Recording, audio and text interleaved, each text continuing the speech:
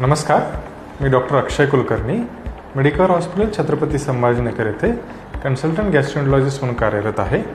आज आपण ERCP बद्दल जाणून घेणार आहोत. तर ERCP म्हणजे काय? तर ERCP म्हणजे एंडोस्कोपिक रिट्रोग्रेड कोलॅंजिओपॅन्क्रिएटोग्राफी. ही एक एंडोस्कोपिक उपचार पद्धती आहे. मुख्य कारणे ERCP करण्याची म्हणजे तर आपणास पित्ताशयाच्या नळीमध्ये जर खडे असल्यास ERCP करावे लागते, किंवा स्वादुपिंडाच्या नळीमध्ये जर खडे असल्यास ERCP केले जाते.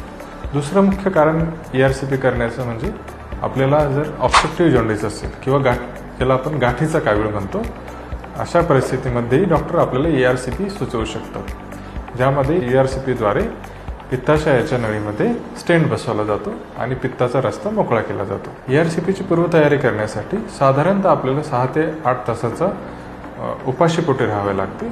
तसेच आपल्याला जर काही रक्त पातळ करण्याच्या गोळ्या चालू असतील तर डॉक्टरांच्या सल्ल्यानुसार ते बंद करावे लागतात. बऱ्याच रुग्णांना ERCP आणि MRCP या दोन्ही गोष्टींमध्ये संभ्रम असतो. तर MRCP ही एक निदान पद्धती आहे.